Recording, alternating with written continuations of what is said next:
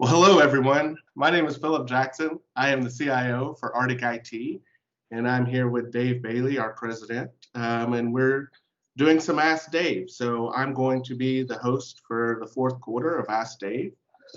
It is now the beginning of Cybersecurity Awareness Month, and Dave, it's really important for companies to review their security posture and think about what they're doing for cybersecurity. I mean, that's kind of the whole purpose of Cybersecurity Awareness Month, right? Sure is. Yeah, I think we'll be putting together some marketing materials, some cybersecurity events. So you'll want to stay tuned for those and look at what we have coming down the pike as it relates to cybersecurity and how you can increase your security footprint. So with that, Dave, let's talk a little bit about MFA.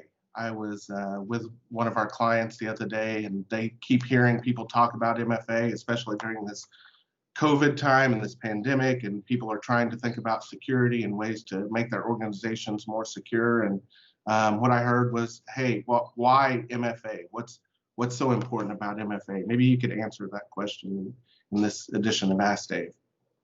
Yeah, so MFA is, I think it's really important for people to understand. It's one of the easiest things you can do, multi-factor authentication. Right? So we're all used to putting in a username and password, and even that at some points becomes monotonous and repetitive and that type of stuff. And there's even some of us that are, as we move more towards a zero trust security footprint, that are looking for passwordless technologies. But at a minimum, right now, one thing that you can do that's very inexpensive is put in multi-factor authentication. If you're in Microsoft Office 365, Microsoft 365, Azure AD, which is included as part of your subscription, it includes multi-factor authentication for free. Many clients we can't turn it on, our users complain about it, that type of stuff. And our solid position is, as an IT company, internally and externally, we tell anybody, if you don't have it on, you have literally said you don't care. Yeah, that's where you are. You just don't care, because it is something so simple, and anybody that complains about it really has no idea what they're talking about. It's very straightforward to turn on. It's very easy to use, and within seconds of it being on, you limit the ability for a hacker to take advantage of a phishing scam where they're going to use your credentials, put that stuff into some type of malicious attack. You literally knock that down 95, 96%. Yeah. So all different types of hacking get knocked down by MFA, mid 90s, right out of the gate. And to not have it on it's really you're asking for it. That's where you are.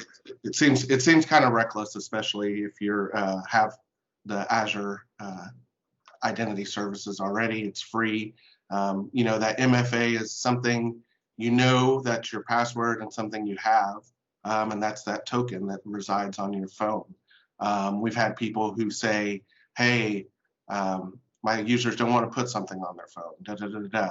There's other forms of MFA, right? There's other things. There's more than one way to do it. I mean, most people are familiar, if they're doing any kind of online banking, hopefully they're getting a code texted to their phone when they log into their bank and they put in the code.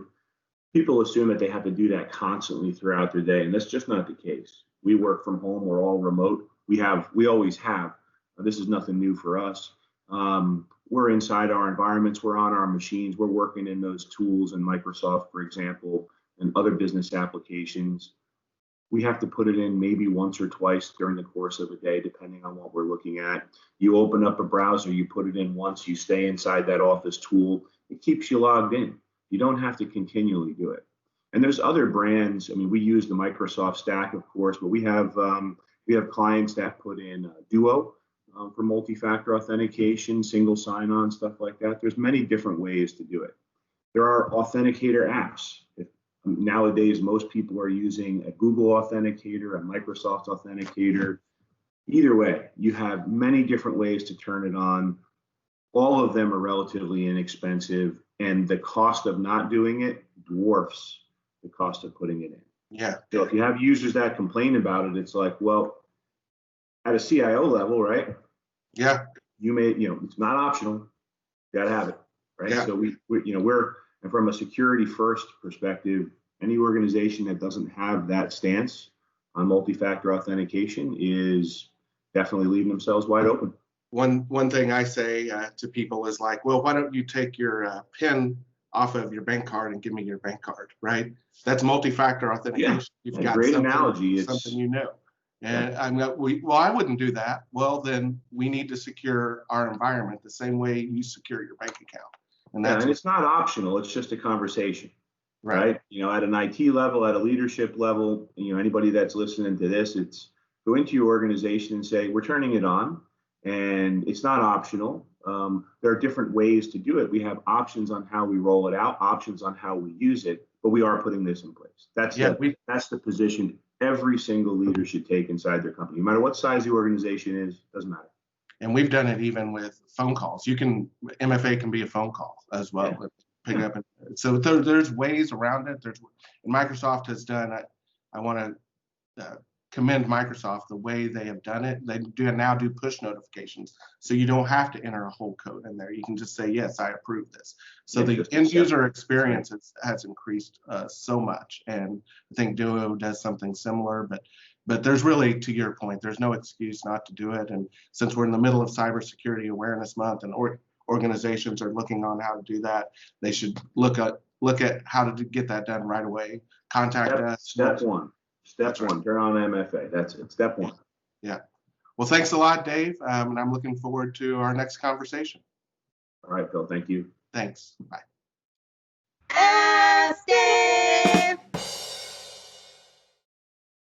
Got a technology question you need an answer for? Send us an email at connect@arcticit.com and your question might be featured on the next edition of Ask Dave.